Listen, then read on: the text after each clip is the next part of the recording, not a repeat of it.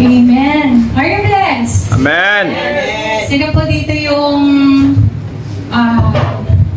nakadama ng presensya po ng ating Panginoong Yesus habang tayo pa nag-aawitan? Amen! Amen! Amen! Lahat nga po yung hindi naantok po, malakpak po sa ating Diyos na po. Hallelujah! Yes. Hallelujah! Muli, mga kapatid, mapagpalang hapon po sa ating lahat. So kanina po, nabasa na po ang ating pag-aaralan sa hapong ito na matatagpuan po sa libro po ng Joshua sa Old Testament, chapter 1, verses 5 to 9. Ulitin po kanina yung nabasa sa Tagalog. Sabi po dito, walang makakagapi sa iyo habang ikaw ay nabubuhay. Sasamahan kita gaya ng pagpapatnubay ko kay Moises, hindi kita iiwan ni pababayaan man. Magpakatatag ka at lakasan mo ang iyong loob, sapagkat ikaw ang mamumuno sa bayang ito sa pagsakop nila sa lupaing ibibigay ko sa kanila ayon sa aking pangako sa inyong mga ninuno. Basta magpakatatag ka at lakasan mo ang iyong loob. Sundin mong mabuti ang buong kautosang ibinigay sa inyo ni Moises. Huwag kang susuway sa anumang nakasaad doon at magtatagumpay ka saan ka man magpunta. Huwag mong kakaligtaang basahin ang aklat ng kautosan. Pagbulay-bulayan mo iyon araw at gabi upang matupad mo ang lahat ng nakasaad doon. Sa ganoon, magiging masagana at matagumpay ang iyong pamumuhay. Last verse, sabi ko dito, tandaan mo ang bilin ko. Ulitin ko po. Tandaan mo ang bilin ko. Magpakatatag ka at lakasan mo ang iyong loob. Huwag kang matatakot o mawawala ng pag-asa, sapagkat akong si Yahweh na iyong Diyos ay kasama mo saan ka man magpunta. And I would like to emphasize the last verse. Ulitin ko po ulit. Tandaan mo ang bilin ko. Magpakatatag ka at lakasan mo ang iyong loob. Huwag kang matatakot o mawawalan ng pag-asa, sapagkat akong si Yahweh na iyong Diyos ay kasama mo saan ka man magpunta. Purihin po ang pagkakabasa ng salita po ng ating Panginoon sa hapong ito. Ang sinasabi po ng ibang tao, sabi po nila yung mga AJ, ayan. Humans were created to break promises. Hello? Walang nag-agree. Ulitin ko po ha, baka hindi nyo naintindihan. Humans were created to break promises. Sino po dito yung nagbibitaw ng pangako pero hindi naman niya ginagawa? Wala po. O, yung mga tao sa likod, ang ganda ng ngiti. Minsan po. Amen. At least nagiging honest po tayo, ano? Kung minsan, nakakapagsabi tayo o nakakabitaw tayo ng pangako nang hindi natin iniisip kung kaya ba nating tuparin ito, kung kaya natin gawin. Halimbawa po, nakita mo yung kaibigan mo, very emotional, nakakailangan ng comfort. Ngayon, lalapitan mo siya. Huwag kang mag-alala, andito lang ako habang buhay. Diba? Huwag kang mag-alala, pasasayahin kita habang buhay. Diba? Sa mga manliligaw dyan, huwag kang mag-alala. Pag naging tayo, ano man ang kailangan mo, ibibigay ko sa'yo. Ha? Di tamot ka. Ano? Ano? Mga pangako na nabibitawan lang natin dahil nakikita mo yung sitwasyon ng isang tao. Dahil kung minsan nabibigla tayo na sabihin yun dahil alam mo na nangangailangan lang siya ng comfort o gusto mong mawin yung puso ng isang tao. Kaya nakakapagbitaw tayo ng mga promises na hindi natin alam kung tutupad, kung matutupad natin yun o may pagpapatuloy natin na gawin yung isang pangako habang tayo'y nabubuhay. No? The word palagi. Sino yung naniniwala sa inyo yung the word na palagi? Kung hindi yung kanta ni TJ, ha? Palagi. Yun. Di ba? Palagi lang akong andito sa tabi mo. Na? Palagi mo lamang akong matawag kung kailangan mo ako. Di ba? Pero pag ang sarap ng tulog mo ay nangailangan siya yung pusoble, nga bumangon ka. Di ba? Kapsat, ipabigat talangan, dahil nagtungtong tangtang bigat, nalawlawag, kunantong wala. Kaya yung the word na palagi. And now, when it comes to our spiritual life, almost of the time, nakakapagbitaw po tayo ng pangako sa ating Panginoon sa gitna ng worship song. Diba? Yung umiiyak tayo dahil damang-dama natin yung lyrics ng kanta. Opo, Panginoon, magsisilbi ako habang ako ay malakas. Opo, Panginoon, magsisilbi ako habang ako ay nabubuhay. Yes, Lord! No? Sasamahan ko sila pastor at aking mga pastor sa lahat ng ministry na kanilang pinupuntahan. Lalong-lalo na pag may altar calling si pastor, di ba? Gamitin mo ako, Lord. Gamitin mo ako. Use me. Alam niyo po, may naalala po ako na kaibigan ko. Nung nag-start po kami sa aming Christian life, and until now, she is my best friend. Siya po talaga yung best friend ko. Alam niya kung ano yung nangyayari sa buhay ko. Alam ko rin kung anong nangyayari sa buhay niya. So, nung may Bible study kami kina-uncle ko kasi yung uncle ko po ay isang pastor. So, may Bible study ang youth doon po sa barangay namin. Pumunta kaming dalawa. Every Wednesday din po yun. Every Wednesday night, may youth fellowship po ang Tumana West. So, pumupunta kami doon sa compound nila.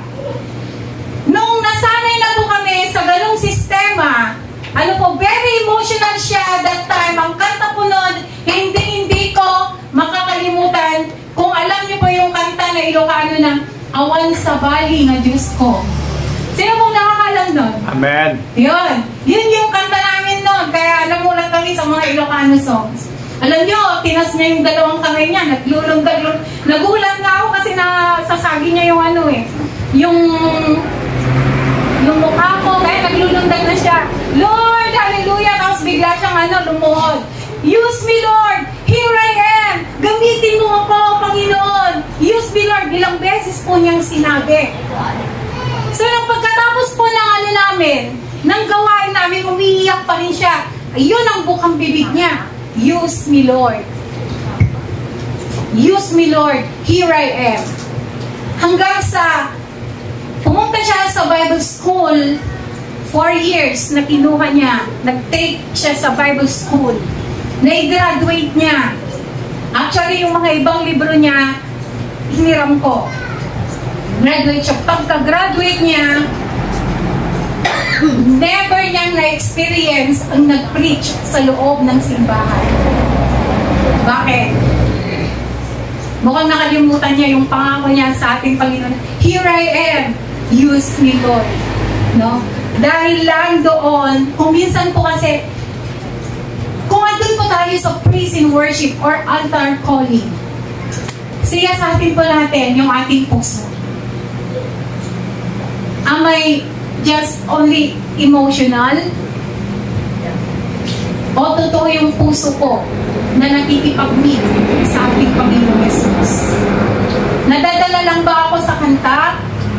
Nadadala lang ba ako sa lyrics? Or talagang ang banal na presensya niya yung nararamdaman ko? O talagang nakikisanig yung nakikisanig sa akin yung Holy Spirit, kaya ako nagkakaganito?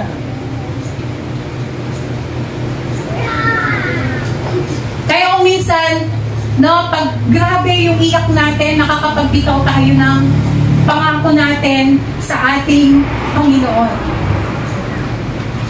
Bago tayo magbitaw po ng ating pangako sa Panginoon, siya sa atin po natin yung sarili natin, yung puso natin. Kung tayo, kung kaya nating tuparin iyo. Nangako ka sa ating Panginoon na yes po, sasamahan ko si Pastor sa ministry. Asan ka ngayon? Asan sila ngayon? Asan yung mga tao na yun? Asan yung una na nakasama si Pastor nung nagsimula po tayo sa gawain dito at sa Balingkan Naway?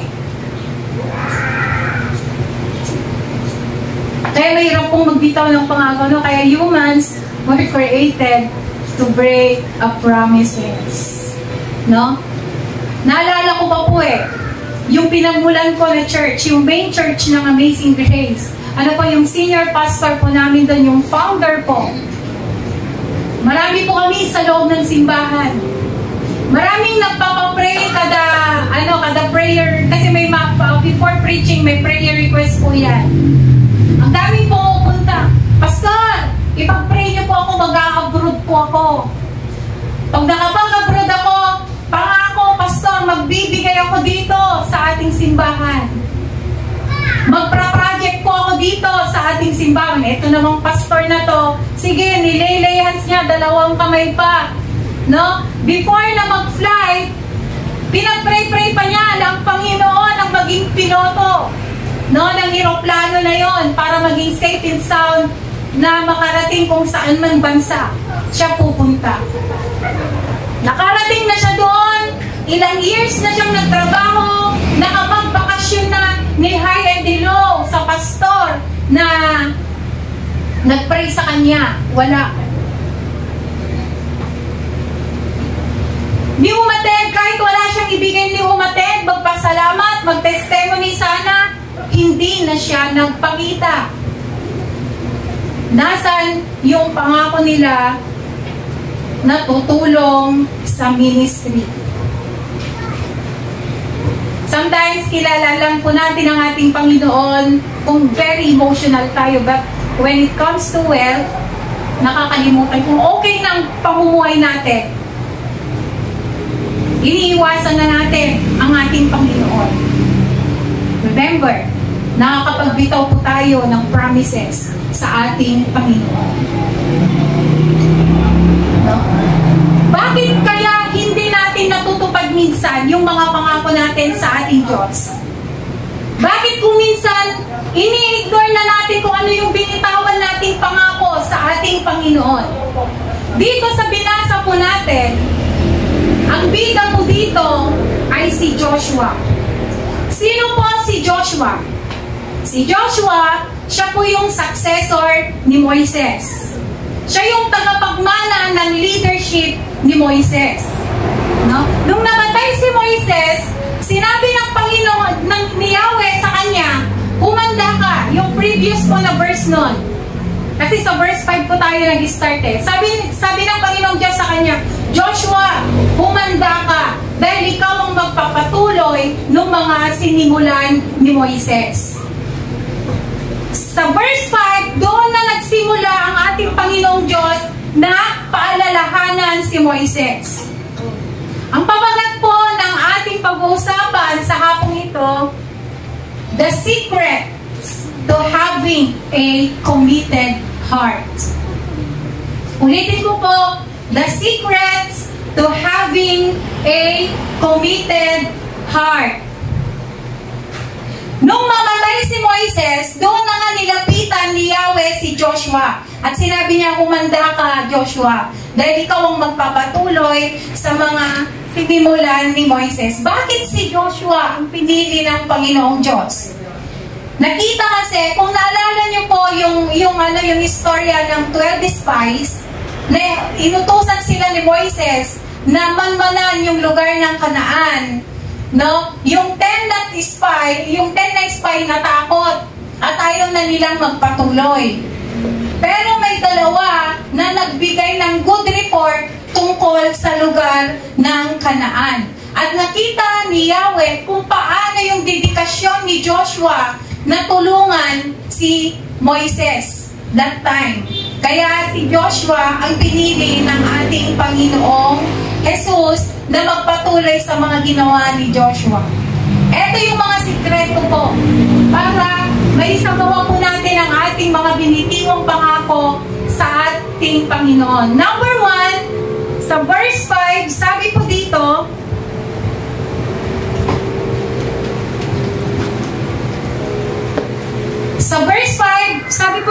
walang makakagapi sa iyo habang ikaw ay nabubuhay. Sasamahan kita gaya ng pagpapatnubay ko kay Moises, hindi kita iiwan ni hindi pababayaan man. Number 1 po na kailangan po natin gawin, focus on the promises of God. Amen. Ano po yung promise ng ating Panginoong Yesus sa atin? I will be with you always. Okay? And I will never leave you nor forsake you. Sabi ng Panginoong Diyos kay Joshua, kung paano ko iningatan si Moises, ganun din kita iingatan. Alam niyo po ba yung istorya ni Moises? Weak si Moises, hindi siya magaling magsalita. Pautal-utal, ngunit siya yung pinili ng Diyos na magligtas sa mga Hebrew sa kamay ni Faraon. Natakot si Moises. No, pero tingnan niyo yung resulta. Naitawid pa niya doon sa dagat yung mga tao na yon. Ibig sabihin, ginabayan siya ng ating Panginoong Diyos. Kaya ang pangako niya kay Joshua, huwag kang matakot. Hindi kita iiwan at hindi pababayaan. Yan din po sana yung palagi nating tandaan. Kung nakapagbitaw po tayo ng pangako sa ating Panginoong Yesus, huwag kang mag-alinlangan na kung kaya mo bang gawin, no? Kung kaya mo pa bang tuparin yung pinangako ng ating Panginoong Yesus. Minsan po ba nakakaboring na po ba yung Christian life natin? Minsan po ba may malaking question mark na ba yung pananampalataya natin? Kaya kung minsan, agsad-sadot tayo, di ba? Kung minsan tinatamad na tayo na magpatuloy sa pananampalataya. Bakit? No? Nagbitaw ka ng pangako sa Panginoon, pero may mga prayer ka na hindi nasasagot ng ating Diyos. Kaya kung minsan tayo ay tinatamad na magpatuloy, na magpuri sa ating Panginoon. But remember what Jesus said, I will never leave you nor forsake you. Amen. Mga kapatid, stay lang po tayo sa promise ng ating Panginoon. Naramdaman na po ba natin na nilayuan tayo ng Diyos? Naramdaman na po ba natin na pinabayaan tayo ng ating Panginoong Jesus? Nire-repair po niya kung ano yung nawawasak sa atin. Broken relationship, no? Mawalan ka ng trabaho. Kahit na mawalan ka ng trabaho, nagkulang ba ang Panginoon sa iyo? Nung iniwan ka, nagkulang ba ang Panginoon sa iyo? Nung wala nang nagtiwala sa iyo, wala nang naniwala sa iyo, nagkulang ba ang Panginoon sa iyo? Or ayaw lang nating damhin, no, ng Panginoon ay lumalapit sa atin. Ayaw lang nating tignan yung side na ipinapaglaban ka ng ating Panginoong Jesus. Kaya kung nagkakaroon po tayo ng problema, nagiging weak tayo, hindi lamang physically, pati mentally, emotionally, spiritually. Kaya hindi natin makita yung pangako ng ating Panginoon that I will never leave you nor forsake you. Number 1 po, focus on the promises of God. Number 2, verses 7 to 9, makikita po natin dito ang mga bilin ni Yahweh, ng ating Panginoong Diyos kay Joshua. Sabi po dito, basta't magpakatatag ka at lakasan mo ang iyong loob, sundin mong mabuti ang buong kautosang ibinigay sa inyo ni Moises. Sundin mong mabuti ang buong kautusan, sabi dito ng Panginoong Diyos. Huwag kang susuway sa anumang nakasaad doon. Sundin mo, huwag kang susuway. Ano pa? No, sa verse 8, huwag mong kakaligtaang basahin ang aklat ng kautusan. Pagbulay-bulayan mo ito sa araw at gabi. Ibig sabihin yung ating mga Biblia. Number 2 po na sikreto. Kung itong bilin ng Panginoong Diyos kay Joshua ay bilin din sa atin, ang number 2 po na sikreto, obedience. Pagsunod. Bakit kung minsan hindi natin natutupad ang promise natin sa ating Panginoon? Kasi wala yung obedience sa puso natin. Ito po ay yung sample. Sa isang magkaibigan, halimbawa, kailangan kanya pumunta ka. Andito lang ako, pare. Kung may problema ka, sabihan mo lang sa akin. Ready ako, natulungan ka. Just call my name and I'll be there. Sabi doon sa kanta. Pero pag kailangan ka na, no, dahil hindi siya yung priority mo, hindi mo siya pupuntahan. So yung promise mo na just call my name and I'll be there, biglang nawasak. Di ba? Biglang naputol. Kasi ayaw mong sundin, ayaw mong mag-obey kung ano man yung pinag-uutos, kung ano yung inuutos ng isip mo noon, no, kung ano yung nasabi mo noon sa iyong kaibigan. Sa ating spiritual life, kung minsan, hindi tayo nag-obey sa ating Panginoon kasi hindi natin sinusunod ang kanyang utos. Paano natin malalaman yung kagustuhan ng Panginoon sa ating buhay kung hindi natin pagnilay-nilayan ang kanyang salita? Paano mo gagawin yung pangako mo sa ating Panginoon kung wala kang guidance na alam? Paano natin tutuparin yung pangako natin sa ating Panginoon kung hindi mo kayang sundin mismo yung kanyang mga simpleng utos? Nagkumit-kumit ka ng pangako mo sa ating Panginoon. Once na nagkumit ka sa ating Panginoon, kailangan doon ang obedience. Follow God's instruction. Hindi yung sarili mong instruction. Yes, Lord, I am here, ready to serve you. Yes, Lord, I am here, ready to help my pastors. Pero wait lang, Lord, pwedeng malate ng 5 minutes? Wait lang, Lord, may importante akong pupuntahan ngayon eh. Pwede bang mauna yun, di ba? Hindi naman ito ang last Sunday. Wait lang, Lord, puyat ako kagabi eh. Pwede bang mag-gain muna ng physical strength para hindi ako matulog sa loob ng simbahan? Nagsasalita na si pastor, no? Ting! Sabi nung cellphone, wait lang, Lord, kailangan kong sagutin ito.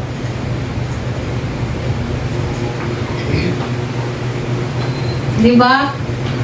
Sinasabi nga pa natin yung ating mga puso. Ano ba yung mga nabibitawan nating simpleng pangako sa ating Panginoon?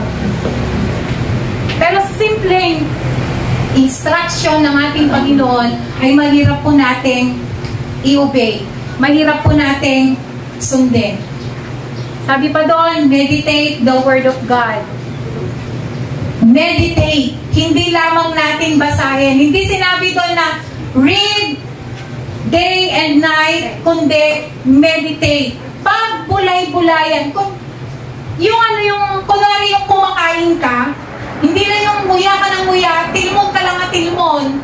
No, yung ninanamnam mo, yung sarap ng pagkakaluto. No, yung parang pinapag-aralan mo kung ano yung mga ingredients na sangkap ng kinakain mo. Parang gano'n yung pinagbulay-bulayan natin ang salita ng Panginoon. Alam niyo po ba, nung nagbabasa ako doon ng Biblia, 365 days, di ba? Kaya tinanong ko si Pastor kung ilang chapters meron sa Old Testament. Nakalimutan ko na yung sinabi. Ngayon, pag i-divide mo yon ng 365, 3 chapters chapters dapat ang basahin mo sa isang gabi para pagkatapos ng buong taon ay mababasa mo yung buong Biblia. 3 chapters lang. So, ganun yung ginawa ko, pero wala akong natutunan. Actually po, 2 balik ko na sa Biblia. Yung pagbabasa ko sa Biblia. Dahil sinunod ko yung 3 chapters para mabasa ko sa isang taon daw. Kaya lang wala akong naintindihan kasi inaapor ako. Pero sabi ng Panginoon, meditate it day and night. Pagbulay-bulayan. Hindi, huwag mo lang basahin. Talagang pag-aralan mo. At yung Biblia na ginagamit ko, Topical Bible. Sa baba nun, may mga resources nandoon na binabalik-balikan ko. Nung in-install po ako na pastor, nung nag-graduate po ako sa Bible School ng 6 months, nung nagbabasa na ako ng Bible, yung 1 chapter, totoo ko ito, umaabot ako ng 2 weeks na binabasa. Binabalik-balikan ko. Lalo na po nung nasa Bible School ako ng Ordaneta, nagkaroon kami ng subject na hermeneutics. Yun na po talaga yung talagang matindi kong pinapag-aralan. Yung mga nakakaboring, no? Meron palang gustong ipahiwatig ang Diyos sa bawat chapter. Ang akala lang natin, pangalan lang ng tao yan, pero may mga meaning pala yun. Kaya maganda po talaga na pagbulay-bulayan mo yung salita po ng ating Panginoon. Bakit mo pagbulay-bulayan? Diba? Katulad na pag kumakain tayo, nguya ka ng nguya, tilmon ka mga tilmon, hindi mo nalalasahan yung isang pagkain. Katulad din po ng pagbabasa po natin sa salita po ng ating Panginoon. Pag ninamnam mo yon, makikita mo kung ano yung kagustuhan ng Panginoon sa buhay mo, doon ka mag-o-obey. Kasi doon ka kinakausap ng ating Panginoong Jesus. Every chapter, every memory, every verse na makikita po natin sa Biblia ay kinakausap ka ng ating Panginoong Jesus. Amen. Di ba? Bawat lakad natin sa buhay, para hindi tayo tawagin na Sunday Christian lang tayo. Pag Monday, hindi na tayo Christian. No? Dahil hindi na natin kasama ang ating kapatiran, hindi na natin kasama si pastor. So, buhay ko naman. Pero, pag inobey natin yung salita ng Panginoon, no? Doon nire-remind ng Panginoon yung mga pangako mo. O nga pala, sabi pala doon sa Matthew 6:33, nag-commit pala ako, seek ye first the kingdom of God. Unahin ko pala ang ating Panginoon. Di ba? At sinabi pala sa Biblia, sa salita ng Panginoon na hindi niya ako iwan, kaya kaya ko ito. Laban lang. Hindi ako bababayaan ng ating Panginoong Jesus. Amen. Kaya kung minsan nakakalimutan natin ang pangako natin dahil walang obedience sa puso natin.